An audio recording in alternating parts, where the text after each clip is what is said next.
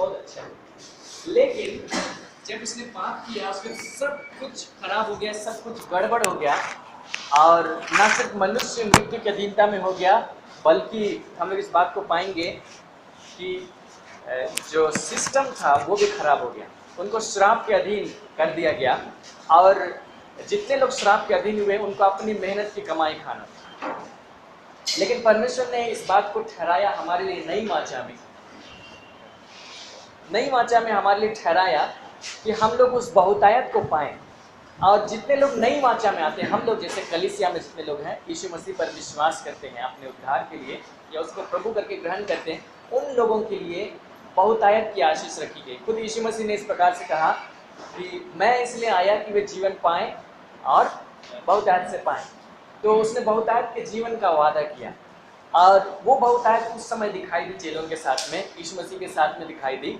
लेकिन अभी जब कलीसिया को देखते हैं तो वैसा नहीं भी दिखाई देगा, लगेगा कि बहुतायत नहीं है, कहीं कहीं तो कमी है।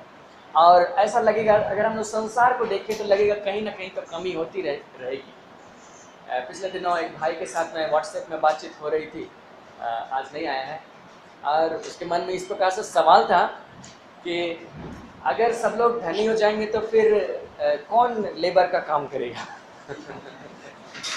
और भी तरह तरह का बातचीत कर रहे थे हम लोग। तो फिर उसका जवाब दे रहे थे, लेबर बनना ज़रूरी नहीं है। जो अच्छे देश हैं, जो विकसित देश हैं, वहाँ लेबर नहीं है फिर भी काम होता है, मशीन से काम कर लेते हैं। तो कोई ज़रूरी नहीं है, मतलब सिस्टम को चलते रहने के लिए गरीब होना किसी को ज़रूरी नहीं है। और दूसरे लोगों की बात छोड़िए, हम लोग उन लोगों की बात कर रहे हैं जो मसीह में हैं, जो कलीसिया में। लेकिन जब हम लोग संसार को देखेंगे तो ऐसा दिखाई देगा कि पता नहीं उस पर विश्वास किया जा सकता है कि नहीं। हम लोग अपने बैकग्राउंड से आएंगे तो हम अपने बैकग्राउंड को देखेंगे तो इसमें पाएंगे कि पता नहीं सब कुछ उल्टा पुल्टा है। जैसे कि हम लोग जिस परिवार में जन्म लेते हैं वहाँ वो बैकग्राउंड हमारा हो जाता है, और जिस देश में रहते हैं वो हमारा हो जाता है, और जिस कम्युनिटी में हम लोग जन्म लेते हैं, जैसे कि हम लोग अलग अलग कम्युनिटी से आ सकते हैं, ST SC OBC जनरल, जो भी कम्युनिटी लोग बोल सकते हैं, वो हमारा हो जाता है। और वो हम लोगों का एक तरह से विरासत में हम लोगों को मिलता है। कोई मनुष्य उसको अपने से नहीं चलता है। देखो सबको अनिल अंबानी के घर में पैदा होना चाहिए, वो हमारे हाथ में नहीं। हम लोगों को उतनी आज़ादी नहीं दी गई, उतनी आज़ादी नहीं दी गई। और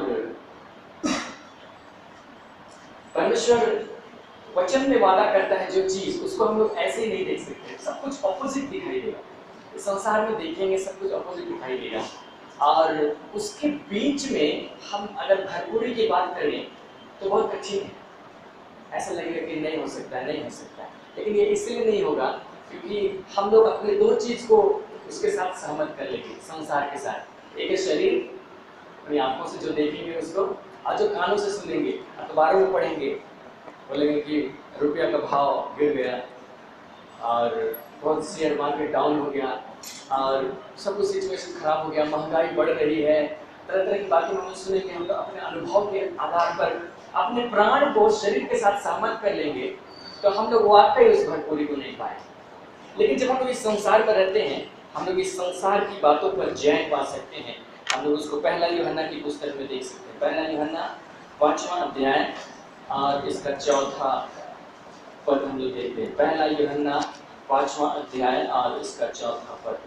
यहाँ पर एक महत्वपूर्ण बात लिखी गई है और इसको आप ध्यान से देखिए, क्योंकि हम लोग यहीं से शुरुआत करें। हम लोग धीरे धीरे करके आगे बढ़ेंगे। हम लोग चाहते हैं कि हम लोग ऐसी बातों को जाने जो हमारे विश्वास को उन्नत करें। हम ऐसी वाचा में शामिल हैं जिसमें सब कुछ विश्वास के द्वारा काम करता है। सो अगर विश्वास ना हो तो ये बातें किताबों में रह जाएंगी, बाइबल में रह जाएंगी, और हम विश्वास तब तक नहीं कर सकते जब तक कि हम इसके वचन को ना जाए। पहला यूहन्ना 5:4 लिखता है, क्योंकि जो कुछ परमेश्वर से उत्पन्न हुआ है वह संसार पर जय प्राप्त करता जाता है, और वह भी जय जिससे संसार पर जय प्राप्त होती है हमारा विश्वास है। कहते हैं कि जो कोई परमेश्वर से उत्पन्न हुआ है वो संसार पर जय प्राप्त करता जाता है। संसार और उसका सिस्टम और संसार की बुराइयां, उसके पाप, सब कुछ संसार की ओर से आते, और जो कोई परमेश्वर से उत्पन्न हुआ उस पर जय पाएगा। लेकिन ऐसे नहीं, जिस माध्यम से वो जय पाएगा उसका नाम है विश्वास। लेकिन विश्वास के लिए जिस वाक्य को इस्तेमाल किया गया वो है वह विजय जिससे संसार पर जय प्राप्त होती है, हमारा विश्वास है। जिससे संसार पर जय प्राप्त होती है वो हमारा विश्वास है, और उस विश्वास के लिए कहा गया वह एक विजय है। वह विजय जिसके द्वारा हम संसार को जीतते हैं, वह विजय क्या है? हमारा विश्वास। तो हमारा जो विश्वास है वो भी एक विजय है, क्योंकि हम संघर्ष से होते जाते हैं। मतलब सिचुएशन को देखते हैं, लोगों को देखते हैं, इकोनॉमिक्स को देखते हैं, देश को देखते हैं, अपने परिवार को देखते हैं, सब कुछ को देखते हैं, और उसके परमेश्वर का वचन कहता है कि नहीं नहीं ऐसा नहीं है, वैसे रहने के लिए परमेश्वर ने नहीं चुना, भरपूरी के लिए चुना। हम बोले कि नहीं हो सकता है, देखो ऐसा रहेगा तो वैसे हो जाएगा। तो हम वहां पर अगर विश्वास कर पाए तो एक संघर्ष के बाद हम जीतते हैं, उस पॉइंट पे पहुंचते हैं कि नहीं ऐसे ही। विश्वास हम करने की कोशिश नहीं करते हैं, उस जगह पहुंचते हैं, हम जानते हैं कि हाँ ऐसा है।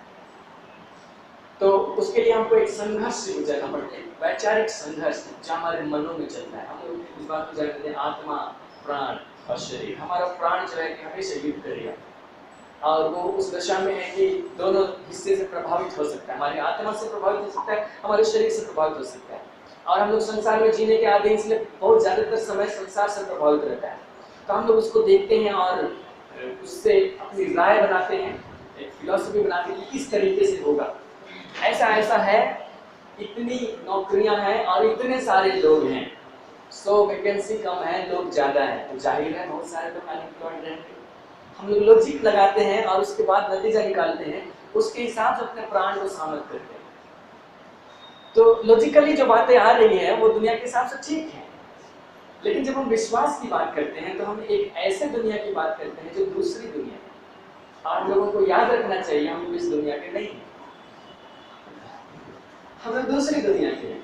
क्योंकि हम लोग जब नया जन्म पाए तो हमारे साथ में एक बात जुड़ गई, हम मसीह के साथ मर गए, उसके साथ गाड़ी के उसके साथ जी उठे, और उसके बाद एक महत्वपूर्ण बात, यीशु मसीह उठाया गया, उसके साथ हम उठाए गए और स्वर्ग स्थान पे उठाए। तो हम इस पृथ्वी के बाकायदा हैं नहीं, अभी परदेशी हैं, वचन तो कहता है। ओरिजिनली हम स्वर्ग के हैं, तो हम स्वर्ग का इकोनॉमिक्स के हिसाब से सोचें, और हम इस पृथ्वी पर रहते हैं तो हम पृथ्वी के हिसाब से देख करके राय बनाएंगे, अपना अपना विश्वास बनाएंगे, तो हम जाहिर है कि कमी पर ही पाए जाए। लेकिन जब हम इस बात को जानेंगे कि हम परमेश्वर के हैं और इस पृथ्वी पर रहकर परमेश्वर की ओर से भरपूरी ला सकते हैं, हम देखेंगे कि अगर हमको सरकार यहाँ की नौकरी ना दी तो भी कोई फर्क नहीं पड़ता, हम लोग कुछ और मिल जाए। परमेश्वर ये उपाय कर सकता है, ये इस्तेमाल कर सकता है कि दुनिया में जो सरकारें हैं, दुनिया में जो कंपनी है, उसको इस्तेमाल करें हमारे लिए, हम लोग उसके द्वारा कुछ पाएं, ये हो सकता है। लेकिन सिर्फ वही माध्यम नहीं है, हमारी भरपूरी तब नहीं आती जब राशन कार्ड बनता है। परमेश्वर नहीं कहा कि मैं तुम्हारी जरूरत को पूरी करूंगा, लेकिन तब नहीं करूंगा जब राशन कार्ड ना हो,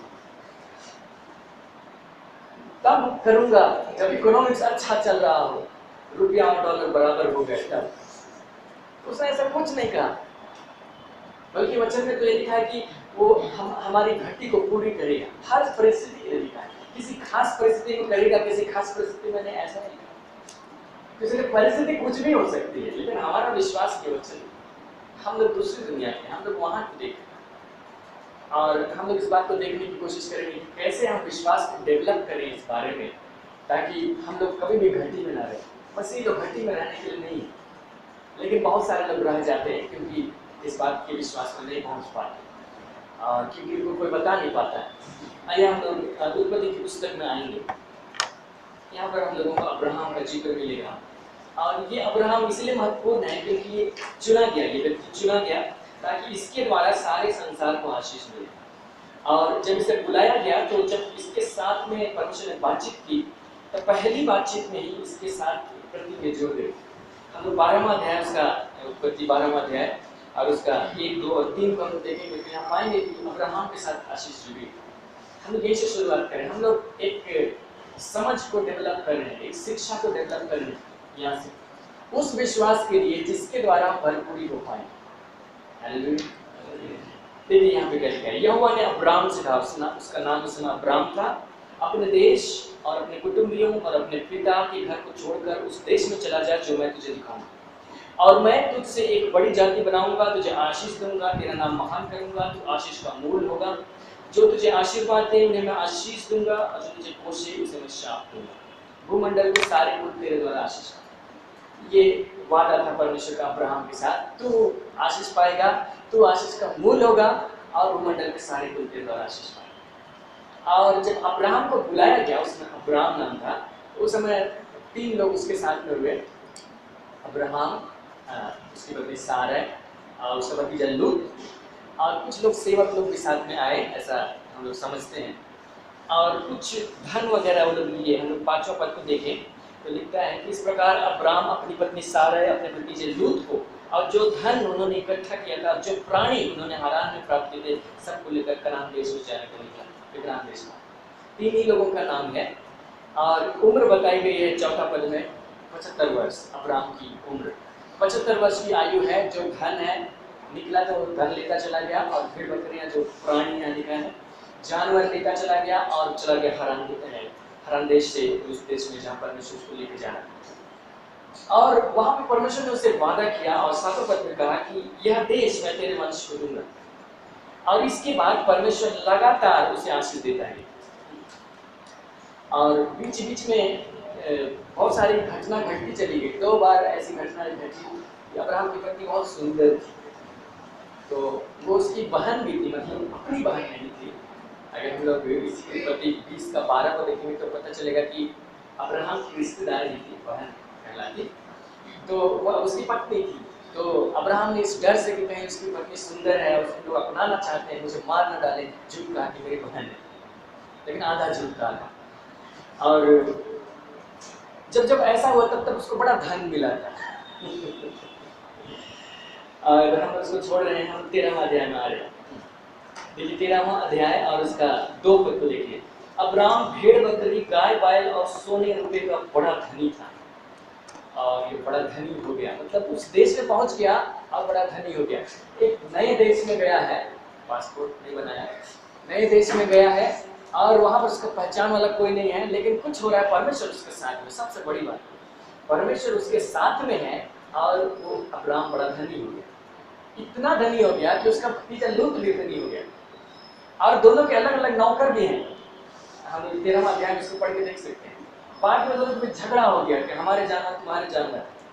तो अब्राहम ने बुद्धिमानी से निर्णय लिया और हम लोग पाएंगे 13वां अध्याय में अब्राहम ने लूत से कहा कि तुझको जो देश पसंद है, जहाँ तुमको अच्छा लगता है, चुन ले और चला जा। और लूत ने चुना यरदन के किनारे, नील नदी के यरदन के किनारे एक भूमि थी, सिंची हुई और बहुत हरियाली थी, उधर एक नगर भी था। उसने उस जगह को चुन लिया और वो चला गया सदोम में रहने के लिए। और जब हम लोग इसको देखते हैं तो हम लोग 11 पद को देखिए। इसलिए लूत अपने लिए यरदन की सारी तराई को चुन के पूर्व की ओर चला और वे एक दूसरे से अलग हुए।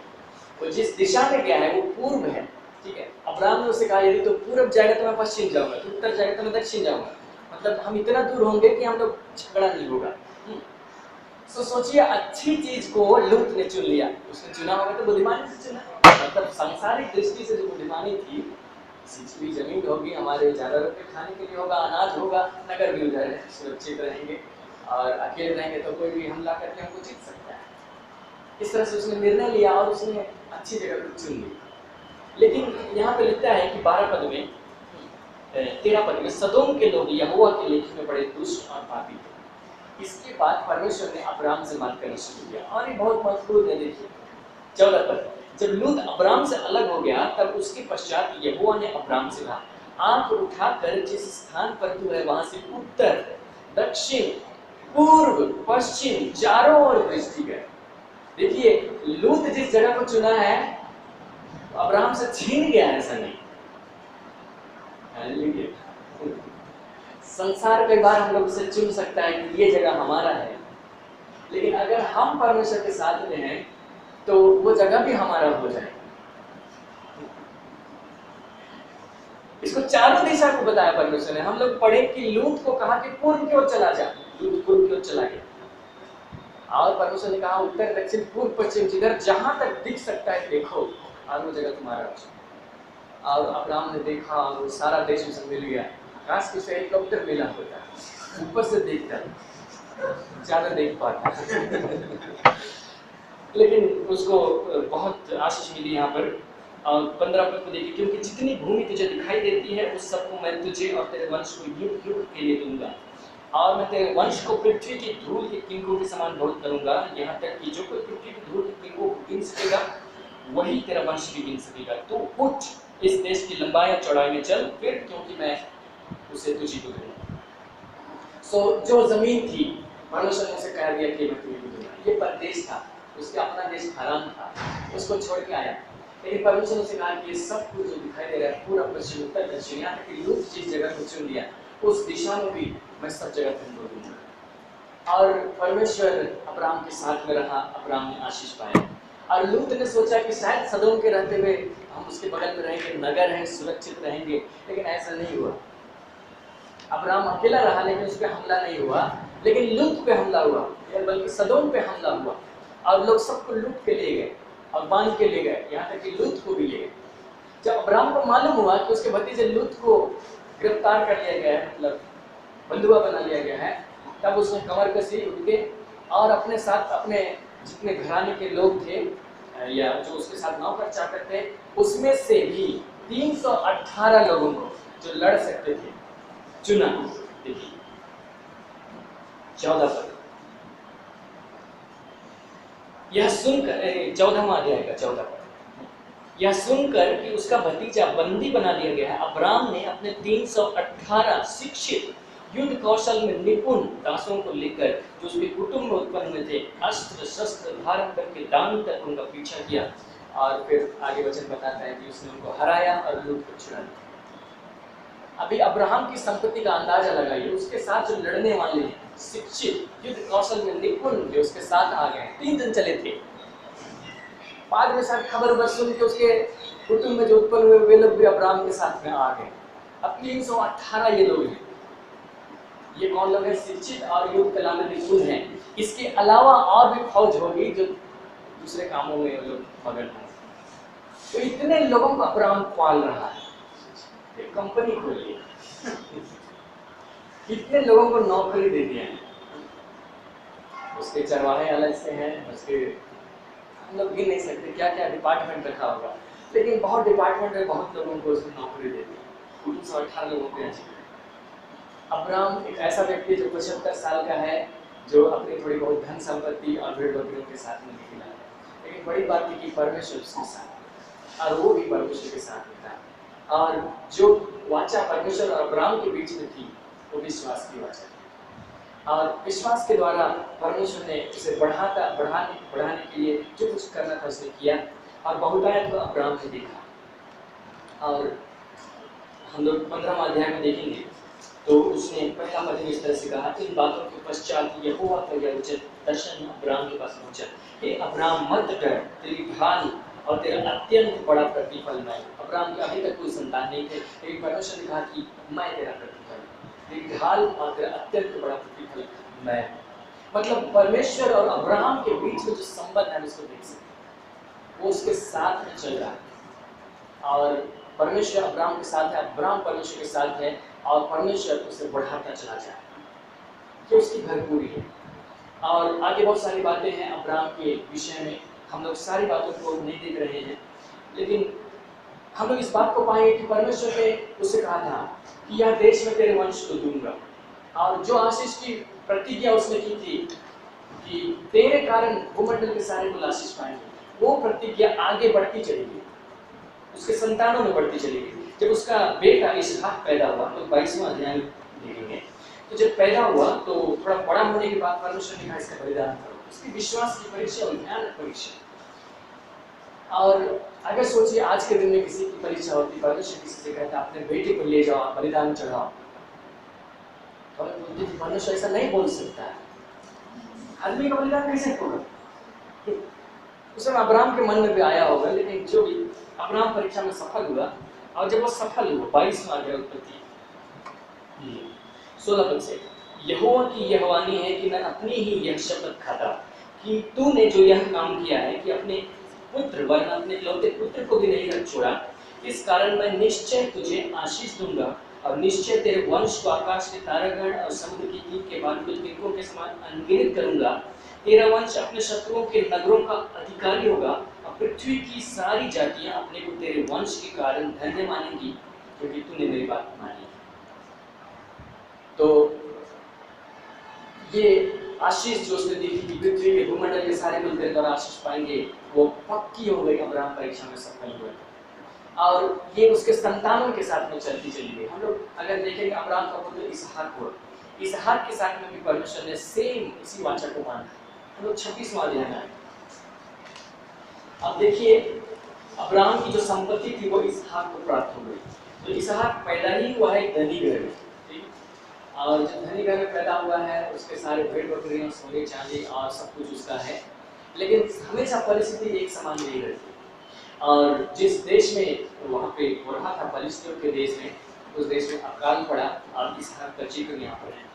हम लोग 26वां अध्याय देख रहे हैं और सारे लोग अकाल को देखते हुए मिस्र में जा रहे थे, क्योंकि मिस्र में नील नदी थी, सिंची हुई भूमि थी और सब कुछ बहुत अच्छा था। सब खबर आ रही होगी कि उधर जाएंगे तो बच जाएंगे, और सब लोग छोड़ के चले गए। इसहाक वहीं रह गया। परमेश्वर से बातचीत की 26:1 से। उस देश में अकाल पड़ा, यह उस पहले अकाल से अलग था जो अब्राहम के दिनों में पड़ा था। इसलिए इसहाक गरार को फलिस्तीन के राजा अबीमेलेक के पास गया। वहाँ यहोवा ने उसको दर्शन देकर कहा, मिस्र में मत जा, जो देश में तुझे बताऊं उसी में रह। तो इसी देश में रह, मतलब जिस देश में अकाल पड़ा है, और मैं तेरे संग रहूंगा। यही की पॉइंट है, और मैं तेरे संग रहूंगा। ठीक है, अकाल है मतलब मौसम तेरे साथ में नहीं है, बरसात तेरे साथ में नहीं है, लोग तेरे साथ में नहीं है, लोग बोलेंगे कि बेवकूफी कर रहे हैं, लेकिन मैं तेरे साथ। और तुझे आशीष दूंगा और ये सब देश मैं तुझको और तेरे वंश को दूंगा, और जो शपथ मैंने तेरे पिता अब्राहम से खाई उसी मैं पूरी करूंगा। मैं तेरे वंश को आकाश के तारागण के समान करूंगा और तेरे वंश को ये सब देश दूंगा, क्योंकि सारी जातियां तेरे वंश के कारण अपने को धन्य मानेंगी। सेम चीज जो अब्राहम से कहा गया था, इसहाक से परमेश्वर ने कहा। अब्राहम को जो आशीष मिली, इसहाक को भी मिली, वो उसका बेटा था। और हम लोग इस बात को पाएंगे 12 पद में, इसहाक उसी देश में रह गया, उसने जोता बोया और उसी वर्ष में उसने 100 गुना फल पाया, यहाँ लिखा है। और उसकी उन्नति होती चली गई। 13 पद लिखता है, वह बढ़ा और उसकी उन्नति होती चली गई, यहाँ तक कि वह अति महान पुरुष हो गया। जब उसकी भेड़ बकरी गाय बैल और बहुत सारे दास दासियां हुई, तब फलिस्तीन उसे डाह करने लगे। इतना ज्यादा संपन्न हो गया कि फलिस्तीन उसे जल रहे हैं, हमारे देश में रह रहा है और हमसे ज्यादा बढ़ गए। और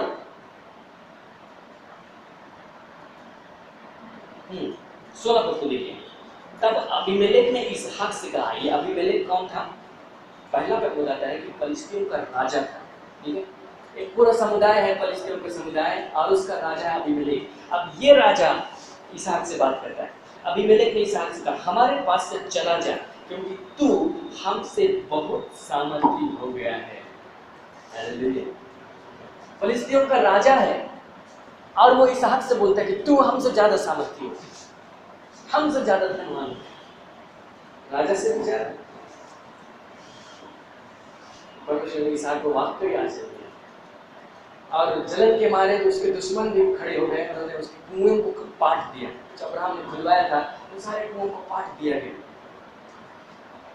उसमें मिट्टी भर दिया गया, ईंट भर दिया गया, ताकि इसको पानी ना मिले, भाग जाए हमारे दूर से।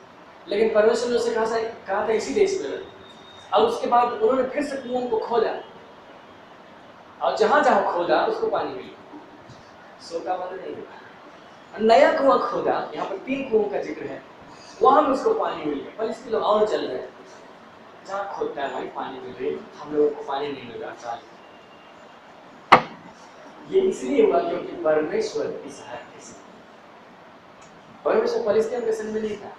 परिस्थिति उल्टी चल रही थी, मौसम उल्टा चल रहा था, और जो लोगों जो बुद्धिमानी थी सामान्य रूप से दिमाग के हिसाब से, उसमें था मिस्र चले जाओ, वहाँ सब कुछ अच्छा है। लेकिन इसहाक ने परमेश्वर की बात को माना और उसने वहीं पर रहना स्वीकार किया जहाँ अकाल था। परमेश्वर की बात को मान के, और परमेश्वर ने उसके बदले में उसका तो हम लोग इस बात को समझते हैं, यहाँ से हम लोग इस बात को समझ सकते हैं कि हमारी भरपूरी इस संसार के इकोनॉमिक्स के हिसाब से नहीं आती, हमारी भरपूरी विश्वास के आधार पर आती है। और अगर परमेश्वर भरपूरी देता है तो उसमें अपनी सामर्थ्य भी प्रकट करता है। हालेलुया।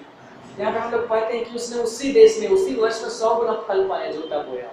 बाकी लोगों की फसल मर रहे हैं क्योंकि पानी नहीं, और इसहाक 100 गुना फल पा रहे हैं। इसका मतलब है कि मौसम ने उसे साथ नहीं दिया, परमेश्वर ने उसे साथ। मतलब ये अजीब किस्म का मौसम है। मानो ऐसे समझिए कि बादल हो, बादल सिर्फ आपके ऊपर बरस रहा है, बगल वालों के ऊपर बरस ही नहीं रहा है। तो इसके लिए परमेश्वर को हस्तक्षेप करना पड़ेगा। इसलिए हम इस बात को बोल रहे थे कि जब हम विश्वास करते हैं तो हमेशा याद रखिए, हम लोग सिर्फ इस संसार के रहने वाले नहीं हैं, परदेशी। हम लोग उस संसार के, हम वहां से भरपूरी को लेके आते हैं। सो हम आश्चर्य कर्म की अपेक्षा करते हैं। जब भरपूरी की बात करते हैं, आश्चर्य कर्म भरपूरी के लिए आवश्यक। और जब हम लोगों को यही के संसाधन से मिलेगा, यही के रिसोर्स से मिलेगा, सरकारी हिसाब में जो अपॉइंटमेंट होते हैं कंपनी के हिसाब से, वो नॉर्मल चल रहा है। जो उसके हिसाब से पा रहे हैं अच्छा है, लेकिन जो उसके हिसाब से नहीं पा रहे हैं उनको निराश होने की जरूरत है। हमारी भरपूरी परमेश्वर की ओर से आती है। हम लोग उसके हिसाब से निराश नहीं होंगे, नहीं मेरा तो ऐसा नहीं होगा, इसलिए नहीं होगा, नहीं होगा, वो तो अविश्वास है। हम परमेश्वर को दरकिनार कर दिए, हम बोले कि अब ऐसा हो गया, परमेश्वर भी क्या कर सकता है। हम उसकी शक्ति को छोटा कर दें। नहीं, सब कुछ खराब है लेकिन फिर भी अच्छा हो सकता है, क्योंकि परमेश्वर है और वो सब कुछ कर सकता है। इसहाक के साथ हुई और उसने भरपूरी को देखा। हम लोग इसहाक के साथ में एक और चीज को पाएंगे। हम लोग एक शिक्षा को डेवलप करने की कोशिश कर रहे हैं, ये जानने की कोशिश कर रहे हैं हमें क्या चाहिए। अब्राहम को जब प्रतिज्ञा किया गया था, यह देश तेरे वंश को दूंगा, उस समय उसकी कोई संतान नहीं, वो शादीशुदा था। उसकी पत्नी इस समय 65 साल की थी, वो खुद 75 साल का था, और जब तक वो 100 साल का नहीं हो उसका बेटा पैदा नहीं हो। लेकिन परमेश्वर ने उससे कहा था कि मैं यह देश तेरे वंश को दूंगा, और इसका मतलब था कि उसका कोई बेटा तो पैदा होता है साले से, और वो अभी तक पैदा नहीं हो रहा था। उसको विश्वास करना था। परमेश्वर ने एक ऐसे व्यक्ति को चुना जिसकी पत्नी बांझ थी, और उसके बाद इसहाक हुआ। इसहाक के लिए बाकायदा वो लड़की ढूंढने के लिए गए, और एलियाजर जो था लड़की ढूंढने गया, और खास चिन्ह उसने परमेश्वर से मांगा, या उसने सोचा कि ऐसा चिन्ह होगा तो मैं उसे लाऊंगा। बाकायदा वो लोग चिन्ह के मुताबिक शादी किए। पानी पिलाएगी तो मेरे घुटनों को तब समझ जाऊंगा कि, और उसको लेकर के आए। जब लेकर के आए, शादी ब्याह हो गई तो पता चला कि इसहाक की जो पत्नी है वो बांझ है। इसहाक, परमेश्वर ने अब्राहम से कहा, यह देश मैं तेरे वंश को दूंगा, तेरे वंश आकाश के किरणों के समान बहुमूल्य बहुत तेरे होंगे। अब क्या करे, उसका बेटा की पत्नी ही बांझ है। रुक गया, क्या हो सकता है। इसहाक को अलग से विश्वास करना पड़ा अपने लिए। वहां पर अब्राहम के विश्वास से काम नहीं चलेगा, उसको अपने लिए विश्वास करना पड़ा। उसके बाद याकूब के साथ वैसे ही हुआ। उसकी 2 पत्नियां थी, राहेल और लिया। लिया तो उसको बोनस में मिल गई, राहेल को चाहता था।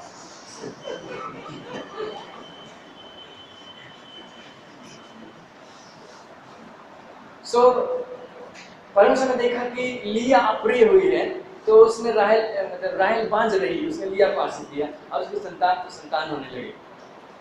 लिया बांझ है, जिसको पसंद करता है, जिसे प्रेम करता है, जिसके लिए 14 साल अपने ससुर के घर में नौकरी की, गुलामी किया, उसके साथ उसकी वो बांझ है। और वहां पर फिर प्रार्थना करना पड़ा और अपने लिए विश्वास करना पड़ा। परमेश्वर ने इसहाक को नहीं चुना, ईसाऊ को नहीं चुना, याकूब को चुना। और जितने लोग उनके वंश में आते चले जा रहे हैं, कम से कम अब्राहम, इसहाक, याकूब, जितने लोग आ रहे हैं उनकी पत्नियां बांझ निकल रही हैं, जबकि परमेश्वर का वादा है कि तुम्हारे वंश बहुत होंगे और बहुत आशीष। लेकिन हम देख रहे हैं कि रुकावट भी आ रही है। तो एक बात समझ लीजिए, अगर परमेश्वर कुछ चाहता है हमारे जीवन में, तो हमेशा ऐसा नहीं रहेगा कि आप एकदम आराम से चलते चलेंगे, विश्वास करने की नौबत ही ना आए। ऐसी परिस्थिति सामने रहेगी जब विश्वास करना पड़ेगा, कोई ऑप्शन नहीं। तो विश्वास के बिना हम नहीं जाना चाहते, विश्वास के बिना नहीं जाएंगे। हम लोग चाहते हैं कि सब आराम से हो जाए, जिसमें विश्वास करना पड़े। अपना जो तैयारी था उसके हिसाब से हमने लिखा, हमने पास किया, हमने अच्छा इंटरव्यू दिया, उसमें विश्वास कहाँ रहा, कहीं नहीं रहा। हमारा एकेडमिक रिकॉर्ड इतना इतना अच्छा था और उसके बाद हमारा हो गया, उसमें विश्वास कहाँ था जब हुआ। लेकिन जब ये सब कुछ नहीं भी है तब भी हमें विश्वास करने की जरूरत है। ये लोग सारी बातें बता रहे हैं, ये लोग ऐसे लोग हैं, अब्राहम, इसहाक, याकूब, ये व्यवस्था से पहले के लोग, इन पर व्यवस्था लागू नहीं होती है। मूसा की व्यवस्था उसके नियम कानून लागू नहीं होते, व्यवस्था का नियम था आगे हमको मालूम तो पाएंगे। और इनके साथ परमेश्वर डील कर रहा है, सीधे विश्वास के द्वारा डील कर रहा है। और ये लोग उसको पाते चले जा रहे हैं, पाते चले जा रहे हैं, बहुत आए तो पाते चले जा रहे हैं, क्योंकि ये विश्वास कर रहे हैं। और हम लोग यहाँ से आगे जाएंगे तो याकूब के जो संतान हुए, जो इसराइली कहलाए, वे लोग बाद में पुरानी वाचा में शामिल हो गए, जिसको पुरानी वाचा कहते हैं, सिनाई के पहाड़ पर बांधी गई। वो वाचा आशीष लेकर आई, लेकिन वो वाचा श्राप भी लेकर आई, और वो भयानक वाचा थी, लेकिन फिर भी उस वाचा के अंदर में भी लोगों ने आशीष पाया। लेकिन हम लोग उसके पहले हम लोग एक और व्यक्ति का जिक्र पा लेंगे उत्पत्ति में 37वां अध्याय लेंगे, और वो व्यक्ति है यूसुफ।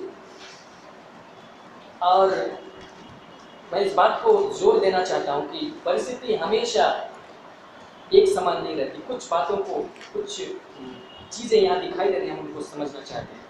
ये जो संपन्नता है वो एकाएक नहीं आती कि हम आज प्रभु में विश्वास किए और कल आँख खोले तो हमारा घर बदल गया। वो धीरे धीरे करके आती है और हमको विश्वास करना पड़ता है, हमको विश्वास करना पड़ेगा। यहाँ पे यूसुफ नाम का व्यक्ति है, परमेश्वर इसे प्रेम करता है और इसके लिए योजना बताता है। इसने स्वप्न को उसको बताया कि एक समय ऐसा होगा कि तुम्हारे भाई तुम्हारे सामने झुकेंगे। जितना अधिक वो स्वप्न देखता चला गया, उतना अधिक उसके भाई नाराज होते चले गए। यहाँ तक कि उन्होंने उसे मार डालना चाहा, उसके अपने भाई उसके दुश्मन हो गए, उन्होंने उसको बेच दिया, गुलाम हो गया दूसरे देश जहाँ उसका अपना कोई नहीं। और वहां पर भी उसकी आफत पर आफत आगे चली गई, जेल में चला गया। मतलब जितना खराब कंडीशन हो सकता था उतना खराब कंडीशन में चला गया। लेकिन उस जेल में उसने क्या किया, उसने स्वप्न का अर्थ बताया दूसरों को। और ये बात कहीं नहीं लिखी है कि यूसुफ ने विश्वास किया, लेकिन मैं इस बात से कह सकता हूँ कि यूसुफ विश्वास करता था कि जो स्वप्न उसने देखा था उसका जो अर्थ है वो सही है, इसीलिए वो दूसरों के स्वप्न का अर्थ बता रहा। नहीं तो बोलता हाँ हम क्या स्वप्न देखे थे, ये सब झूठ था, ऐसा नहीं होता है। तब जेल में दो लोग उसको स्वप्न का अर्थ पूछ रहे थे तो उनको नहीं बताता, सोचता कि नहीं हम शायद गलत जानते हैं, शायद सही वाला नहीं है, कंफ्यूजन है, अपने मन की बात को बोलते। कहाँ पे आज जेल में घुसे, मेरे भाई का हमको दंडवत करें या हम उनके ऊपर स्वामी बन के कहा।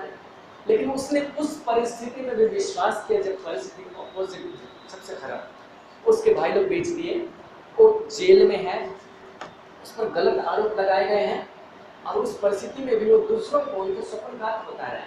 इसका मतलब उसे विश्वास है, उसने जो स्वप्न देखा है उसका अर्थ भी सही है। और परमेश्वर ने उसके विश्वास का आदर किया और सीधे जेल से निकाल कर उसको राजमहल में पहुंचाया। मिस्र का प्रधानमंत्री बना। वादा किया गया था कि उसके भाई उसके सामने झुकेंगे, सारा मिस्र उसके सामने झुकेगा। यूसुफ को अपने लिए विश्वास करना। यूसुफ के बाकी भाइयों का ज्यादा वृत्तांत तो नहीं पाते, यूसुफ का बहुत डिटेल में वृत्तांत है, इसलिए क्योंकि यूसुफ एक ऐसा व्यक्ति ठहरा जिसने विश्वास किया। बुरी परिस्थिति में, विपरीत परिस्थिति में, कोई इकोनॉमिक्स नहीं था जिसके हिसाब से वो सोच सकता था कि मेरी स्थिति अच्छी हो जाएगी। कोई पॉलिटिक्स नहीं था जिसके हिसाब से वो सोच सकता था कि प्रधानमंत्री बनेगा। तो चाहिए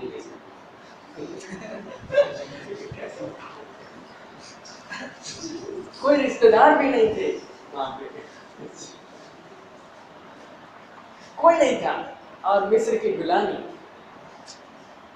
और उस पर लगाए गलत आरोप मृत्यु दंड मिल सकता था। लेकिन उसके विश्वास का हम फल देखते हैं, वो मिस्र का प्रधानमंत्री। हमारे साथ में भी यही है, हम लोग ऐसे संसार में रहते हैं जहाँ सब कुछ ऑपोजिट दिखाई दे सकता है। आपकी परिस्थिति ऑपोजिट दिखाई दे सकती है, आपके परिवार की परिस्थिति, आपका अपना बैकग्राउंड, देश दुनिया और इकोनॉमिक्स सब उल्टा पुल्टा दिखाई दे सकता है। लेकिन यहाँ पर मायने रखता है हमारा विश्वास। परमेश्वर का वचन कहता है कि वो यूसुफ के साथ में था। हम लोग अगर उत्पत्ति की पुस्तक उसका 39वां अध्याय और इसका दूसरा पद को हम देखेंगे तो यहाँ पर मिस्री के घर में जब वो रहता था, पोतीफर के घर में, तो उस समय की स्थिति को लिखा है। यूसुफ अपने मिस्री स्वामी के घर में रहता था और यहोवा उसके संग था, इसलिए वह भाग्यवान पुरुष हो गया।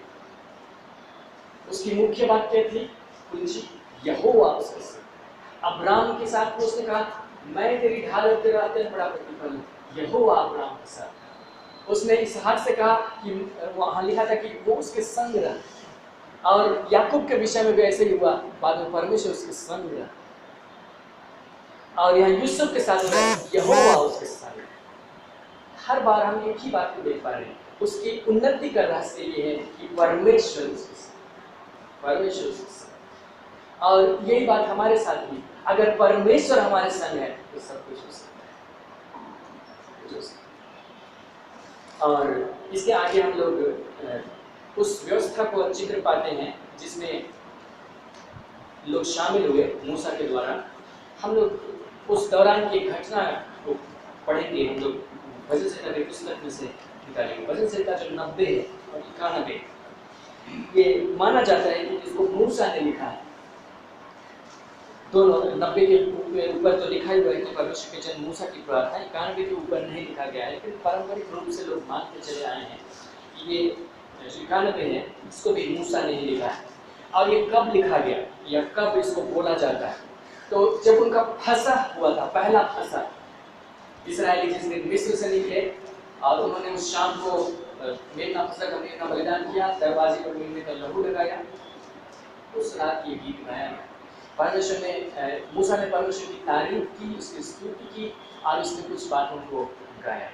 और ये वचन गाने के बाद वे लोग मिस्र से निकल गए और निकल करके जोखिम में पड़ गए, लाल समुद्र के जोखिम में, और उसके बाद जंगल में चले गए। अब सोचिए, जंगल में कोई दुकान नहीं है, वहाँ कपड़े की कोई दुकान नहीं है, वो खाने की कोई दुकान नहीं है, वहाँ कोई खेत नहीं है जहाँ खेती कर सके, वहाँ कोई घर नहीं है जहाँ रह सके, सब कुछ खराब है, बुरी से बुरी परिस्थिति जो हो सकती है। कोई जंगल में जा रहे हैं और उसके पहले वो एक गीत गाते हैं, और ये गीत इम्पोर्टेंट है, 92 में देखें। यहाँ पे कोई सरकार नहीं है, कोई ह्यूमन राइट्स नहीं है उनकी सुरक्षा करने के लिए, कुछ सिस्टम नहीं है जो अभी हम लोग जिसका फायदा उठा रहे हैं। सब कुछ उल्टा ही उल्टा है। जो सामने जो देश होगा जिसमें से होके गुजरेंगे, जिसके बगल में हो सकता है कि लोग हमला करें तो मार डालें, गुलाम बनाएं, सब कुछ अपोजिट है। लेकिन उन्होंने विश्वास के साथ एक गीत गाया। और 91 को हम लोग देखते हैं, यहाँ लिखा है, जो परम प्रधान के छाए हुए स्थान में बैठा है, वह सर्वशक्तिमान की छाया में ठिकाना पाएगा। मैं यहोवा के विषय में कहूँगा, वहाँ मेरा शरण स्थान और गढ़ है, वह मेरा परमेश्वर है, मैं उस पर भरोसा रखूंगा। वह तुझे बहेलिये के जाल से और महामारी से बचाए, वह तुझे अपनी पंखों की आड़ में ले लेगा और उसके परों के नीचे शरण पाएगा। उसकी सच्चाई तेरे लिए ढाल और छिड़म ठहरेगी। तू न रात के भय से डरेगा, न उस तीर से जो दिन को उजाड़ता है, न उस मरी से जो अंधेरे में फैलती है, न उस महारोग से जो दिन दोपहरी में उजाड़ता है। तेरे निकट 1000 और तेरी दाहिनी ओर 10,000 गिरेंगे, परंतु वह तेरे पास न आएगा। परंतु तू अपने दृष्टि से आंखों से दृष्टि करेगा, दुष्टों के अंत को देखेगा। तेरा पक्ष देखिए, तू सिंह और नाग को कुचलेगा, तू जवान सिंह और अजगर को लताड़ डालेगा। उसने जो मुझसे स्नेह किया, इसलिए मैं उसको छुड़ाऊंगा, मैं उसको ऊंचे स्थान पर रखूंगा, क्योंकि उसने मेरे नाम को जान लिया है। जब वो मुझको पुकारे तब मैं उसकी सुनूंगा, संकट में उसके संग रहूंगा, मैं उसको बचाकर उसकी महिमा बढ़ाऊंगा, मैं उसको दीर्घायु से तृप्त करूंगा और अपने किए हुए उद्धार का दर्शन करूंगा। ये जंगल में जाने से पहले एक गीत है। वे एक ऐसे देश में जा रहे हैं जहाँ का रास्ता उन्होंने कभी नहीं देखा। वे एक ऐसे देश में पहुंचेंगे, ऐसे रास्ते में से होकर गुजरेंगे जहाँ पर उनके लिए कोई साधन नहीं है, लेकिन वे गा रहे हैं, कह रहे हैं कि परमेश्वर उनकी सुरक्षा करेगा। दुश्मन उनके अगल बगल हो सकते हैं, लेकिन परमेश्वर उनकी सुरक्षा करेगा। उनके दुश्मन नष्ट होंगे, ये नष्ट नहीं होंगे, ये तो दीर्घायु से तृप्त होंगे। और परमेश्वर ने उनके विश्वास का भी प्रतिफल लिया। उस समय तो वे पुरानी व्यवस्था में शामिल थे, उनको आज्ञा पालन दिखाना था, इसलिए जब आज्ञा पालन नहीं किए तब तो दंड उठाए। लेकिन जिन्होंने व्यवस्था के मुताबिक परमेश्वर से डील किया, उन्होंने आशीष को पाया। हम लोग जानते हैं कि उनको भोजन की घटी नहीं है, क्योंकि उनको मन्ना दिया गया। हम लोग जानते हैं उनके कपड़े पुराने नहीं है। व्यवस्था में 8वां अध्याय में लिखा गया कि उनके कपड़े पुराने नहीं हुए, ना उनके जूते घिसे, और 40 साल तक वो लोग चल रहे थे जूते पहने। हम लोगों के मुझे ऐसा जूता आज तक नहीं बना पाया, लेकिन परमेश्वर ने उनको ऐसी आशीष दी। इसीलिए यहाँ पर देखिए, यहाँ पर भी जब भरपूरी आ रही है, परमेश्वर का सीधा हस्तक्षेप। ये संसार के नियम से नहीं होता है। आप कोई ऐसा जूता अभी नहीं बना सकते, टेक्नोलॉजी इतनी बढ़ गई, ज्ञान इतना बढ़ गया, उस समय से चाहिए ज़्यादा बढ़ गया, लेकिन अभी भी कोई जूता ऐसा नहीं बना सकता है जो 40 साल तक बना दी जाए जंगल में चलने के बावजूद। अभी हम लोगों का जूता 6 महीना में गिर जाता है कुछ नौकरी ढूंढने के दरमियान। हर वो 40 साल तक जंगल में घूम रहे, उनका जूता नहीं घिसा। तो इसका मतलब है परमेश्वर ने वहां से, उनके कपड़े नहीं फटे, नहीं पुराने नहीं, क्योंकि परमेश्वर ने वहां से। इसलिए मैं इस बात कहता हूँ कि जब हम भरपूरी की बात करते हैं, हम इस संसार पर नजर नहीं रखते, हम परमेश्वर को देखते हैं कि उसके द्वारा सब कुछ हो सकता है। सोचिए वैसा जीवन कितना अद्भुत होगा जब हम सब कुछ परमेश्वर की तरफ से देखेंगे, भरपूरी को देखेंगे। आश्चर्यजनक होगा संसार के लोगों को। एक व्यक्ति ने इस प्रकार से कहा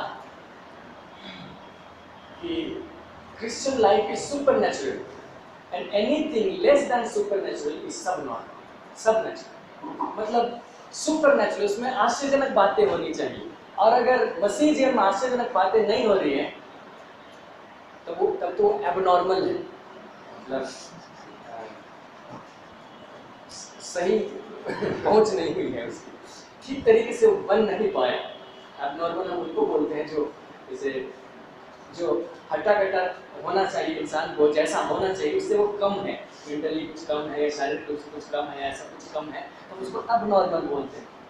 और सुपरनैचुरल है कि जो सामान्य है उससे कुछ और, आग में जा रहा है लेकिन जल नहीं रहा, तो सुपरनैचुरल लोग हैं। तो बोलते हैं अगर सुपरनैचुरल नहीं है अगर मसीह जीवन, तो एबनॉर्मल है। तो वाकई ऐसा है, इस्राएलियों के साथ तो वाकई में ऐसे था। जब परमेश्वर हस्तक्षेप कर रहा था तो सुपरनैचुरल हो रहा हमारे साथ भी। और हम लोग अंतिम में इस बात को देखेंगे कि हम लोग उससे भी बड़ी चीज़ के लिए बुलाए। हम लोग भजन संहिता में एक और अध्याय को देखेंगे 34, व्यवस्था के अधीन। जबकि व्यवस्था इतनी कठिन थी, अभी तो विश्वास का समय है, व्यवस्था इतनी कठिन थी, उस दौरान भी कुछ चीज़ों को यहाँ पर लिखा गया था। हम लोग सारा चीज़ नहीं पढ़ रहे, लेकिन यहाँ पे 5 पद को देखिए, वैसे 34:5, जिन्होंने उसकी ओर दृष्टि की उन्होंने ज्योति पाई और उनका मुंह कभी काला न होने पाया। 7वां पद, यहोवा के डरवैयों के चारों ओर उसका धूप छावनी खेल उनको बचाता है। 9 पद, हे यहोवा के पवित्र लोगों उसका भय मानो, क्योंकि उसके डरवैयों को किसी बात की घटी नहीं होती। ये व्यवस्था के जमाने में है, जबकि आज्ञा पालन करके उसके सामने खरा निकलना, घर में निकलना इतना कठिन है, लेकिन परमेश्वर का वचन कहता है कि जो उसके डरवाए हैं उनको किसी भली वस्तु की घटी नहीं होती। 10 पद कहते हैं, जवान सिंहों को घटी होती है, भूखे भी रह जाते हैं, परंतु यहोवा के खोजियों को किसी भली वस्तु की घटी न हो। तो ये पुरानी वाचा में ये आशीष लिखी गई, पुरानी वाचा के अधीन। और पुरानी वाचा के अधीन रहने वाले हम और 2 लोगों का उदाहरण देखेंगे। इसमें से एक व्यक्ति है जिसका नाम है दाऊद, और वो भी ऐसे बैकग्राउंड से आया जो भरपूर नहीं है, वो अपने पिता का सबसे छोटा बेटा है। इसका मतलब है कि किसी दिन अगर परिवार की जिम्मेदारी मिलेगी किसी को, या जो उत्तराधिकारी, मुख्य उत्तराधिकारी को बनेगा, तो सबसे बड़ा बेटा बनेगा। दाऊद बिल्कुल नहीं बनेगा। बाकी लोग शूरवीर हैं, वो लोग लड़ाई में सैनिक हैं, नौकरी करते हैं, और दाऊद क्या है, वही चढ़ाता है, नौकरी नहीं करता। और दाऊद चुना गया उस परिस्थिति में, और परमेश्वर ने उसका अभिषेक किया राजा बनने के लिए, लेकिन ऐसे रातों रात वो राजा नहीं बन गया। शुरुआत में तो सब कुछ बहुत अच्छा लग रहा था, वो बीना बजाता था, जब वो बीना बजाता था तो दुष्ट आत्मा भाग जाते थे, और सब कुछ बहुत अच्छा चल रहा था। तो साउल को दुष्ट आत्मा लग गई, दाऊद का प्रमोशन हो गया, राजमहल में हो जाएगा, वहां से भी प्रमोशन हो गया, 100 सैनिकों के ऊपर में सेनापति बन गया। लेकिन बाद में जब साउल को पता चला कि परमेश्वर ने मुझे छोड़ दिया और इसके साथ में है, तब उसकी जान का दुश्मन है, और तब उसको अपने विश्वास की परीक्षा देनी पड़ी। तब उसने जंगल जंगल भागते हुए अपने समय को बिताया, और परमेश्वर के सामने खड़ा भी पाया गया, और उसने इस गीत को गाया जो हम लोग 23 में पाते हैं, यहोवा मेरा चरवाहा है, मुझे कुछ घटी न होगी। हम लोग कैसे जानते हैं कि वो गीत उसने जंगल के दरमियान में लिखा, क्योंकि उस समय उसके शत्रु हो चुके थे। हम लोग 23वां भजन को देख सकते हैं, और यहाँ पर 5वां पद जो हम लोग देखते हैं तो लिखता है, तू मेरे सताने वालों के सामने मेरे लिए मेज बिछाता है। दाऊद का सताने वाला कोई भी नहीं था जब तक कि शाऊल नहीं, दाऊद का सताने वाला वही शुरू हुआ। वो कहता है कि तू मेरे सताने वालों के सामने मेरे लिए मेज बिछाता है, इसका मतलब तब लिखा गया कि उसका सताने वाला आ निकला। जब वो जंगल में भाग रहा है तब उसने इस गीत को गाया, यहोवा मेरा चरवाहा है, मुझे कुछ घटी ना हो। घटी जान के लाले पड़े हैं, वो भाग रहा है, उसको खाने के लिए रोटी नहीं है, और उस दरमियान उसने इस गीत को गाया, उसने इस दरमियान इस गीत को लिखा, क्योंकि उसने ये विश्वास किया कि इस परिस्थिति में यहोवा मेरे साथ है, तो मेरे चल। तो जब बुरी परिस्थिति आती है तो उस समय हम क्या करते हैं, ये तय करेगा कि हम आगे भरपूर में पहुंचेंगे। यूसुफ के साथ बुरी परिस्थिति आई, तब उस दौरान उसने क्या किया, इस बात ने तय किया कि आगे उसका भविष्य क्या होगा। दाऊद ने उस बुरी परिस्थिति को विश्वास किया कि यहोवा मेरा चरवाहा, मुझे कुछ गलती ना होगी, और उसने आखिरी में गाया, निश्चय भलाई और करुणा जीवन भर मेरे साथ साथ होंगे। और उसके विश्वास के परिणाम हम देखते हैं, वो राजा बन गया, और वो एक अच्छा राजा बना। सब राजाओं की तुलना दाऊद से की गई बात। सुलेमान उससे भी ज्यादा धनी था, सुलेमान उससे भी ज्यादा बुद्धिमान था, लेकिन सुलेमान से किसी की तुलना नहीं की। लेकिन जितने राजा उसके बाद होते चले गए, सबकी तुलना दाऊद से होती चली गई। वो अपने मूल पुरुष दाऊद के समान था, वो अपने मूल पुरुष दाऊद के समान नहीं था, क्योंकि दाऊद ने ऐसी परीक्षा को देखा और उसमें वो सफल हुआ। विश्वास की परीक्षा, उसने अपना विश्वास नहीं किया पूरी परिस्थिति के बावजूद, सब कुछ नेगेटिव है इसके बावजूद। इसके बाद में एक और व्यक्ति का जिक्र पाएंगे, और वो मिलेगा दानियल की पुस्तक। दानियल एक ऐसा व्यक्ति है जिसको बेबीलोन की गुलामी के ठीक शुरुआत में गिरफ्तार किया गया, और उस समय वो छोटा ही था, उस समय ज़्यादा उम्र का नहीं था, वो राजघराने का था। और वो यहाँ पर जब उनको चुना गया तो बुद्धिमान था और निर्दोष था, सुंदर था। हम लोग इसका तीसरा पद को देखते हैं, पहला अध्याय का। दानियल के परिस्थिति को देखेंगे, ये परिस्थिति भी नॉर्मल नहीं है। दानियल 1:3। तब उस राजा ने अपने फौजों के प्रधान अश्पनज को आज्ञा दी, इस्राएली राजपुत्रों और प्रतिष्ठित पुरुषों में से ऐसे कई जवानों को ला जो निर्दोष, सुंदर और सब प्रकार की बुद्धि में प्रवीण और ज्ञान में निपुण और विद्वान और राजमंदिर में हाजिर रहने के योग्य हो, और उन्हें कसदियों के शास्त्र और भाषा की शिक्षा। ये लोग राजघराने से हैं, लिखता है कि राजपुत्रों और प्रतिष्ठित पुरुष। तो उस समय ये जो कंपनी होते थे, ये लोग राजमहल में रहते थे, इसका मतलब ये लोग यहूदा के राजमहल में थे। अब उनको निकाला गया और उनको लाया गया है बेबीलोन, और राजा कहते हैं कि उनको लाओ और हमारे पास में रखो। बहुत भयानक थी, ये चीज नहीं होना चाहिए था असल में, क्योंकि उस समय ये माना जाता था कि जब दो देश के बीच में लड़ाई हुई तो उसके मनुष्य नहीं लड़े, उस देश का अपना परमेश्वर है और हमारा अपना परमेश्वर है। तो हम लोग अगर इसको हराए हैं तो हमारे परमेश्वर ने उसको हराया है, हमारे परमेश्वर ने उसके परमेश्वर को हराया है। और लोग इंसल्ट करने के लिए बहुत कुछ कर देते थे, मंदिर को ढा देते थे और सब कुछ लूट लेते थे, इस तरह की चीज़ों को करते थे।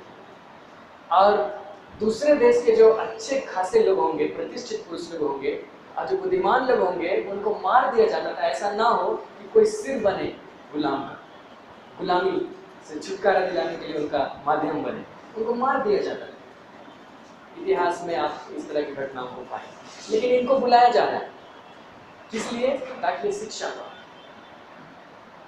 पहले से अच्छे हैं, बुद्धिमान हैं, लेकिन ये परिस्थिति, ये अनुग्रह उनके साथ इसलिए हुई क्योंकि परमेश्वर इन लोगों के साथ। और यहाँ पर कुछ है जिनका नाम यहाँ पर दिया गया है, और देखिए 6वां पद, इसमें उसमें यहूदा की संतान से चुने हुए दानियल, हनन्याह, मिशाएल और अजर्या नाम के यहूदी थे। इनके नाम लिखे गए हैं, इसमें 2 के नाम के पीछे एल है और 2 के नाम के पीछे याह। दानियल, मिशाएल, अजर्या, हनन्याह। और इस नाम की वजह से मैं इस बात को कह सकता हूँ कि ये लोग परमेश्वर को भय मानने वाले थे। इसलिए क्योंकि इब्रानी भाषा में एल का मतलब होता है परमेश्वर। एल शब्द है, बेट एल, बेट मतलब घर, एल मतलब परमेश्वर।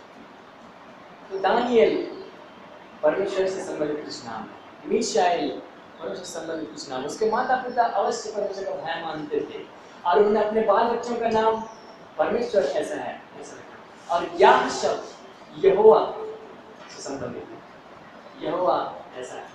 तो हनन्या या अजर्या कोई शब्द है, उसमें यहोवा का शब्द लगा हुआ।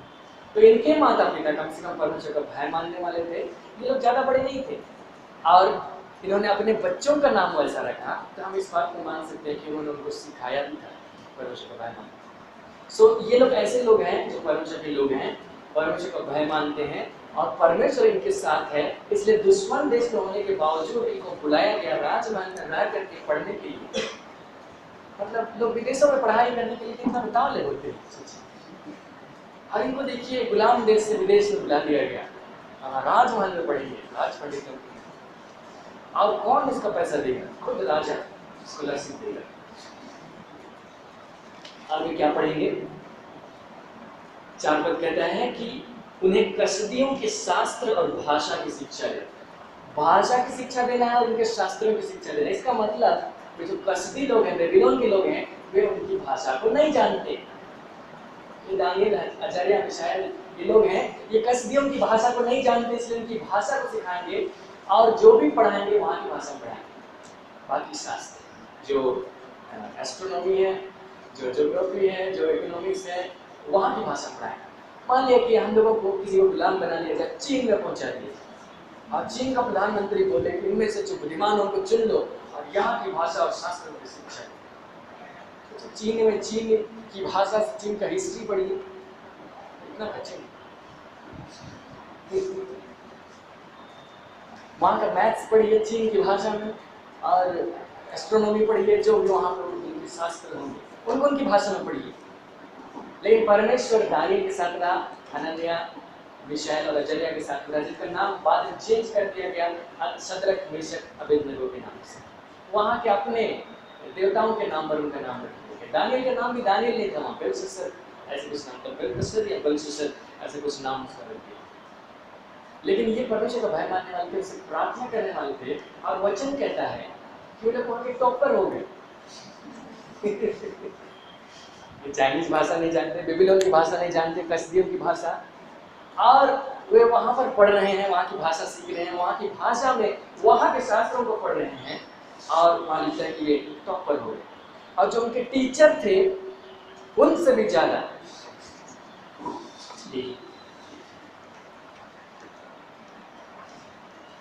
17 पद को देखिए। परमेश्वर ने उन चारों जवानों को सब शास्त्रों और सब प्रकार की विद्याओं में बुद्धिमानी और प्रवीणता दी और दानिएल सब प्रकार के दर्शन और स्वप्न के अर्थ का ज्ञानी हो गया। और 19 पद को देखिए। राजा उनसे बातचीत करने लगा और दानिएल, हनन्या, मिशाएल और अजर्या के तुल्य उन सब में से कोई न ठहरा, इसलिए वे राजा के सम्मुख हाजिर रहने लगे।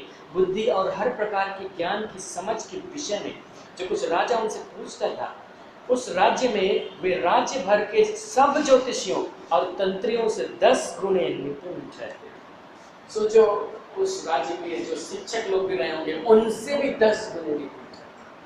तो उनके डिपार्टमेंट में जो एचओडी हुआ करते थे, लोग उनसे भी 10 गुना निपुण। क्यों हुआ? ये अपने बलबूते से नहीं हुआ, यहाँ पे हुआ क्योंकि परमेश्वर। सो एक खराब परिस्थिति, गुलामी का देश है, वहाँ पर तो उनको गुलामी करवाया जाए, चीट बनवाना चाहिए, कोड़े मारना चाहिए, सब कुछ उल्टा ही होना चाहिए, लेकिन सब कुछ अच्छा हो रहा है क्योंकि परमेश्वर के जवानों के साथ व्यवस्था में था। यदि तुम ऐसा करोगे तो तुम्हारे साथ ऐसा होगा, यदि तुम नहीं करोगे तो दंड पाओ। सो उस व्यवस्था के मुताबिक उनका न्याय हो रहा है, उनके साथ अच्छा हो रहा है, अच्छे व्यवस्था को मान रहे हैं और एक बुरी परिस्थिति में एक अच्छी लाइफ को जी रहे हैं। सो दुनिया के हिसाब से जो दिमाग चलेगा उसके हिसाब से कहेंगे, इकोनॉमिक्स इसका साथ नहीं देगा और जो पॉलिटिक्स है वो भी साथ नहीं देगा और जो ज्योग्राफी है वो भी साथ नहीं देगा। सब कुछ उल्टा है, हमारे अगेंस्ट है, लोग हमारे विरुद्ध हैं, हम लोग अपने लोगों से नहीं मिल पा रहे हैं।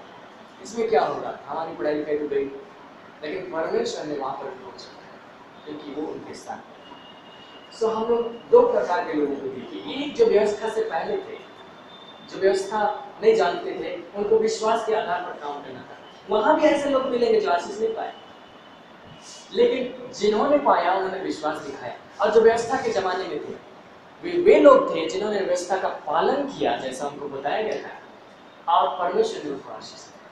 बहुत है तो ये पिछले दो काल के लोग, व्यवस्था से पहले विश्वास के जमाने वाले अब्राहम के समय से लेकर व्यवस्था तक, और व्यवस्था जब तक की मसीह के समय तक। और अब हम लोग नई वाचा में, हम लोग पुरानी वाचा में नहीं, हम लोग अब्राहम के समय में भी नहीं हैं, हम लोग व्यवस्था के समय में भी नहीं हैं, हम लोग मसीह के समय में।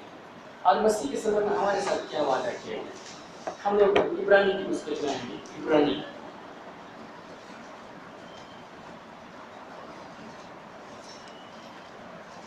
और इसका 8वां अध्याय, इसका 6ठा पद, इब्रानी 8वां अध्याय और इसका 6ठा पद हम देखते हैं।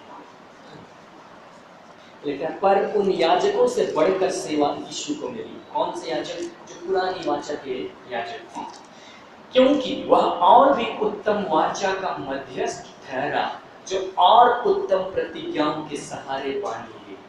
यह और उत्तम वाचा का मध्यस्थ ठहरा, यीशु मसीह जो पुरानी वाचा थी उससे उत्तम वाचा का मध्यस्थ ठहरा, जो और भी उत्तम प्रतिज्ञाओं के सहारे बांधी। यहाँ जो नोट करने लायक बात है वो है और भी उत्तम प्रतिज्ञाएं।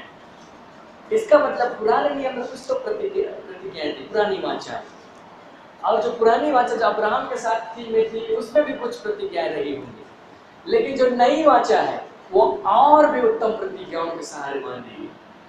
इसका मतलब वो पुरानी वाचा के अधीन अगर वो बेबीलोन की गुलामी में प्रधान पंडित हो सकते हैं, तो नई वाचा में हम उनसे बेहतर हो सकते हैं। तो पुरानी वाचा के अधीन अगर वो चरवाहा था और वो पूरे देश का राजा हो सकता है, तो नई वाचा में और भी उत्तम प्रतिज्ञा है। सो वचन ने गरीब रहने के लिए कोई ऑप्शन ही नहीं छोड़ा। हम उस परिस्थिति से जरूर आते हैं, रातों रात परिस्थिति नहीं बदलेगी, लेकिन हम विश्वास करेंगे तो हम उस परिस्थिति को बदल के देखेंगे। हम ऐसी बातों को कहते हैं जिनको आंखों ने नहीं देखा, जिसको कान ने नहीं सुना, जो उसके चित्त में नहीं चढ़ी। सो हम देखेंगे, देखने के हिसाब से अगर हम शिक्षा बनाएंगे, धर्म सिद्धांत बनाएंगे, तो हम बोलेंगे कि ऐसा नहीं होता है। लेकिन हम लोग देखने के हिसाब से नहीं बना रहे, हम वचन पर आधारित बना रहे हैं। वचन इसके लिए कोई जगह ही नहीं देता। हम लोग इसको नई वाचा में पाते हैं, हम लोग मसीह के साथ विश्वास इसको जुड़ा हुआ पाते हैं। और इस बात को याद रखिए, परमेश्वर ने कहा था यह देश मैं तेरे और तेरे वंश को दूंगा। और अब्राहम के वंश में शारीरिक रूप से जो उत्पन्न होते चले गए, उनके साथ जिस प्रकार की वाचा थी उसका जब वे पालन करते गए उन्होंने भरपूरी को देखा। लेकिन असल में शारीरिक रूप से जो उसके वंशज लोग थे वे असल में उसके वारिस नहीं थे। उसका असली वारिस तो यीशु मसीह था। हम लोग गलाती में आएंगे, गलाती 3 अध्याय,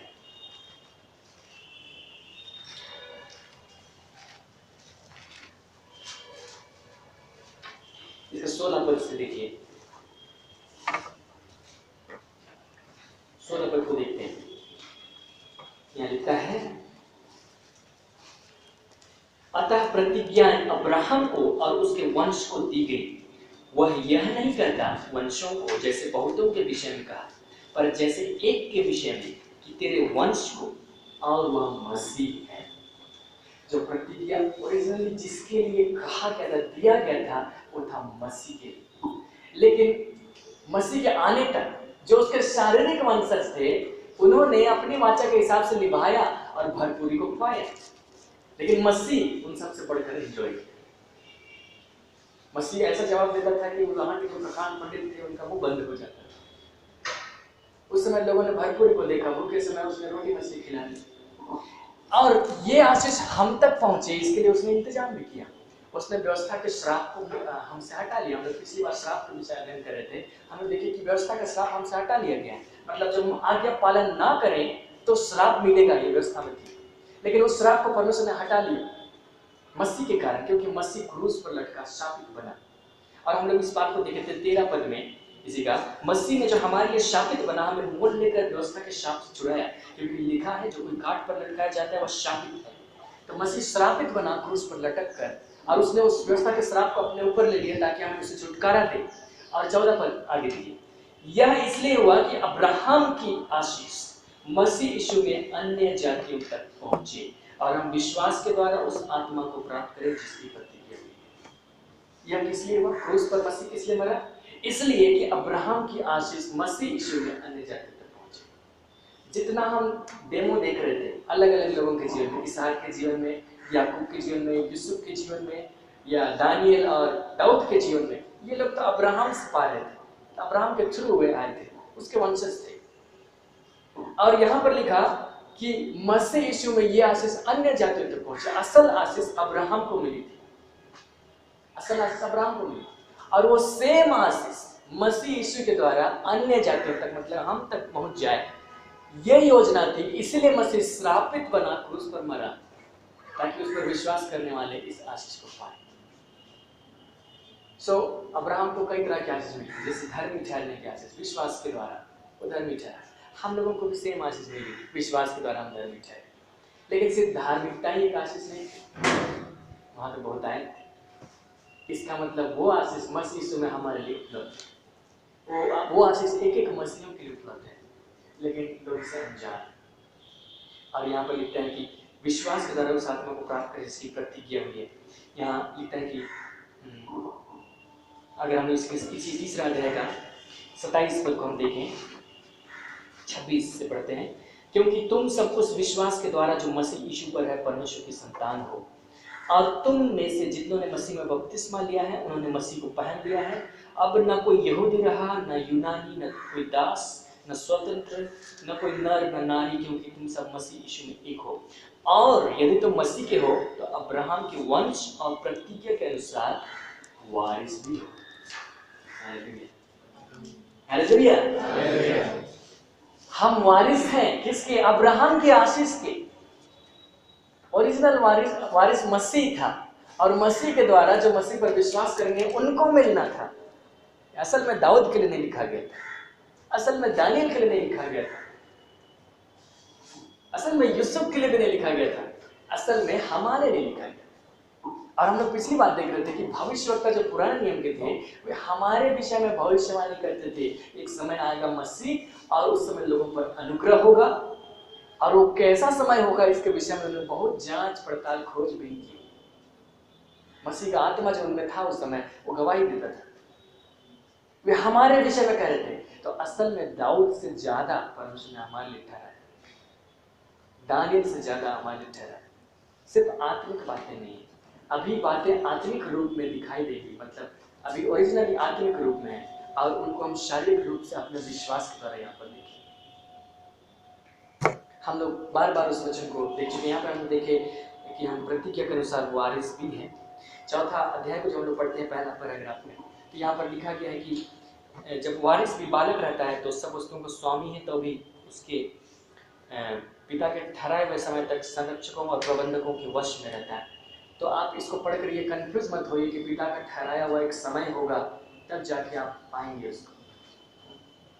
यहाँ पर जब आप इसको पूरा इस पैराग्राफ को पढ़ेंगे तो आपको ये लिखा हुआ मिलेगा कि वारिस भी, मतलब ओरिजिनली हम लोगों के बारे में कह रहा है, लेकिन वारिस भी एक खास समय तक उसको एंजॉय नहीं कर सकता उस आशीष को जो उसको दिया गया है, जब तक वो बड़ा ना हो जाए। और यहाँ बड़ा होना किसके बारे में कहा गया? जब तक उस संसार की आधी शिक्षा के वश में थे, मसीह को नहीं जानते थे, तब तक वही व्यक्ति है, इसी के लिए आशीष रखा है। लेकिन क्या करें, मसीह को जानते नहीं तो दे नहीं पा रहे हैं। जिस दिन मसीह को जानेगा उस दिन दे देंगे, उस दिन बड़ा हो गया ये माना जाए। देखिए पढ़ते हैं, आपको पता चल जाएगा। मैं यह कहता हूं कि वारिस जब तक बालक है, यद्यपि सब वस्तुओं का स्वामी है, तो भी उसमें और दास में कोई भेद नहीं, परंतु पिता के ठहराए हुए समय तक संरक्षकों और प्रबंधकों के वश में रहता है। वैसे ही हम भी जब बालक थे तो क्या थे? तो संसार की आदि शिक्षा के वश में होकर दास बने हुए थे। परंतु जब समय पूरा हुआ तो परमेश्वर ने अपने पुत्र को भेजा, जो स्त्री से जन्मा और व्यवस्था के अधीन उत्पन्न हुआ, ताकि व्यवस्था के अधीनों को मोल लेकर छुड़ा ले और हमको ले पालक होने का पद मिले। और तुम जो पुत्र हो, इसलिए परमेश्वर ने अपने पुत्र के आत्मा को, जो हे अब्बा हे पिता का कर पुकारता है, हमारे हृदयों में भेजा है। इसलिए अब तो दास नहीं परंतु पुत्र है, और जब पुत्र हुआ तो परमेश्वर के द्वारा वारिस भी हुआ। बोला कि जब तक समय नहीं पूरा हुआ तब तक लोग संसार की आदि शिक्षा के वश में थे। फिर मसीह आ गया, तो मसीह के आने के बाद जो जितनों ने उस पर विश्वास किया उसके पुत्र ठहरे। परमेश्वर ने अपना आत्मा देकर इस बात की गारंटी दी, और जितने उसके पुत्र में वारिस भी तो बड़े उठे। सो वेटिंग में हम लोग हैं, मतलब आशीष वेट कर रही है हम लोगों को, पहले से वेट कर रही है कि कब ये लोग मसीह को ग्रहण करेंगे, कि मुझे ये लोग पाएंगे। लेकिन हम मसीह को ग्रहण किए, कई लोग मसीह को ग्रहण किए फिर भी नहीं पाए, क्योंकि नहीं जान रहे कि आशीष दी गई है वो आत्मिक रूप में है और वो शारीरिक रूप में दिखाई देगी विश्वास के द्वारा। हम लोग पिछली बार इस बात को पढ़ रहे थे, किसी में 1:3 में लिखा है कि उसने हमें मसीह में स्वर्ग स्थानों में सब प्रकार की आत्मिक आशीष दी। ये सारी आशीषें आत्मिक रूप में स्वर्ग स्थान में सुरक्षित है। अगर हम लोग दूसरा पत्रस 1:3 पढ़ेंगे तो वहाँ लिखा है उसकी ईश्वरीय सामर्थ्य है, सब कुछ जीवन और भक्ति से संबंध रखता है, हमें उसी की पहचान के द्वारा दिया है जिसने हमें अपनी महिमा के अनुसार बुलाया, महिमा और सद्गुण के अनुसार बुलाया। उसने कहा कि जो कुछ जीवन से संबंध रखता है, जो कुछ भक्ति से संबंध रखता है, सब कुछ उसने दिया है। कैसे? उसी की पहचान के द्वारा। हमें जीवन से संबंधित जो चाहिए, भक्ति से संबंधित जो चाहिए, अवेलेबल है, ऑलरेडी दिया गया है। लेकिन वो दिखाई कब देगा? जब हम उसकी पहचान बढ़ेंगे, मसीह की पहचान में। जब हम उसकी पहचान पाएंगे, एपिग्नोसिस शब्द, हम उसकी पहचान में बढ़ेंगे तो ये पहचान हमें भी हमारी पहचान बताएगा, और हमें जो हमारी पहचान पता लगेगी ये हमारे विश्वास को बढ़ाएगी और हमारे विश्वास का फल देगी। हम उस सुपरनैचुरल का हमारे जीवन में जो सांसारिक रूप से नहीं हो सकता है, लोगों के हिसाब से नहीं हो सकता है, उसका मौत देकर देखें। और यही तो परमेश्वर चाहता है। हम लोग कई दिनों से इस बात को सुनते चले आ रहे हैं, परमेश्वर ने जो झुंड बनाया, परमेश्वर चाहता है कि उस झुंड के द्वारा परमेश्वर इस संसार में काम करे, प्रकट हो जाए। लोग जाने कि वाकई में जो लोग यीशु पर विश्वास करते हैं उन लोगों के साथ में ही परमेश्वर है। कैसे पता चलेगा? बहुत सारी चीज़ों से, उनके व्यवहार से, उनकी आशीषों से, उनकी सामर्थ्य से, उनकी भरपूरी से। क्योंकि संसार परमेश्वर के नाम पर इन्हीं बातों को ढूंढता है। कभी भी अगर आप मंदिरों के बाहर खड़े हुए लोगों को प्रार्थना करते हुए देखें तो आप ये मत सोचिए कि परमेश्वर को ढूंढ रहे हैं, आप ये ध्यान जाइए कि उनको कुछ चाहिए तो कुछ मांगने के लिए आए। बहुत कम लोग हैं जो ऐसा ढूंढते हैं परमेश्वर को।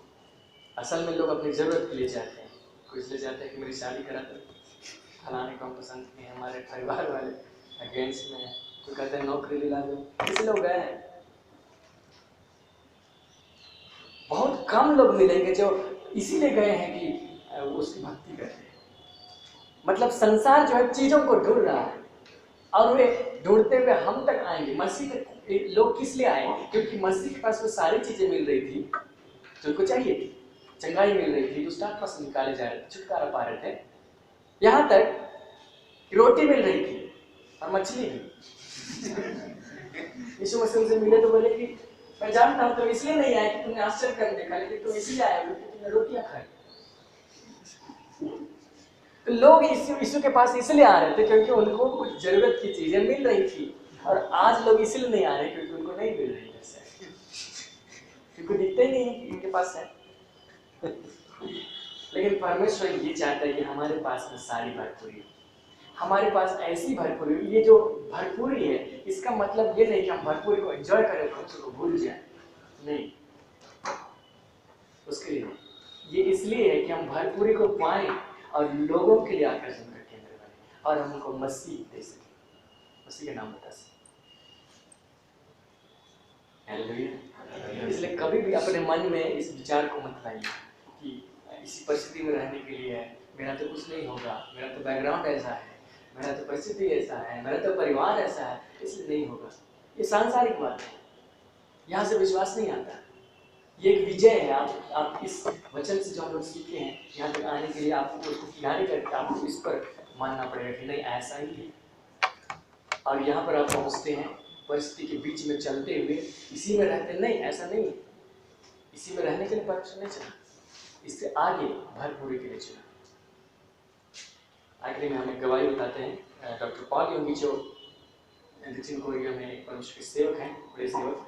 वो पहले बौद्ध थे और वो लोग सपरिवार बौद्ध धर्म का पालन करते थे और उनके पास में बहुत गरीबी थी और उनको टीबी हो गया था और वो मरने वाले थे।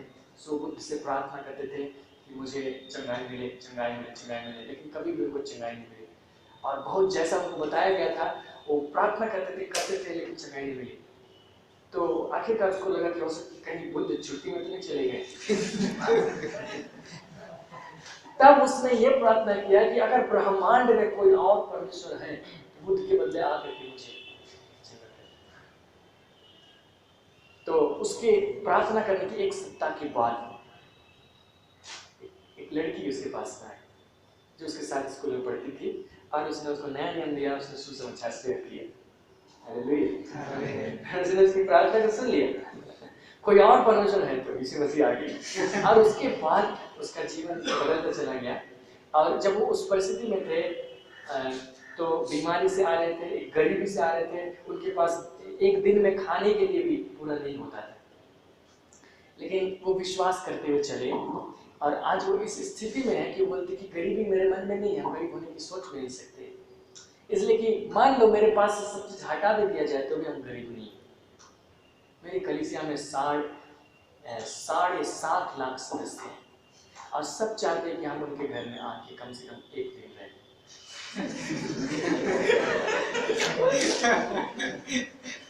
अब मुझे मालूम है कि अगर हम उनके घर में एक दिन रहेंगे तो मुझे बेस्ट ट्रीटमेंट मिलेगा। और ऐसा करते हुए आने वाले 500 साल तक मेरा गुजर जाएगा। लेकिन अभी जहां पर वो है वो एक ही बार से वहां पर नहीं है, उसके बीच कई तरह की परिस्थिति से गुजरे, लेकिन वो इस बात को बताते हैं ये विश्वास उन्होंने पाया। हर दिन जब वे प्रार्थना करते हैं इस बात को अपने आप को याद दिलाते हैं, अपने मन को नवीनीकरण करते हैं कि नहीं, मैं गरीबी से छुड़ाया गया। आप अभी से प्रार्थना कीजिए। आने वाले दिनों में हम लोग एक सेशन लेंगे प्रार्थना का। प्रार्थना हम लोग बहुत सारी चीज़ों के विषय में करते हैं। हम लोग मांगते हैं ये चीज़ मुझे दीजिए, ये चीज़ चाहिए। बहुत सारी चीज़ों के लिए तो हम लोग को प्रार्थना करने की जरूरत नहीं, बहुत सारी चीज़ों के लिए बोलने की जरूरत नहीं, हमारे पिता ने पहले ही दे दिया। हम लोग उसके विषय में सीखेंगे। उसमें एक पोर्शन ये होगा कि हम अपने मन को रिन्यू करते हैं प्रार्थना के दरमियान कि हम मसीह में कौन है। और जब हम रिन्यू करते हैं, अपने आप को याद दिलाते हैं, हर सुबह याद दिलाते हैं हम कौन है, किस प्रकार की व्यक्ति हम बनाए गए हैं, तो हम विश्वास से तरोताजा होकर प्रार्थना से निकलते हैं। तो हम संसार में निकलते हैं जहाँ हमें विश्वास को काम में लाना है।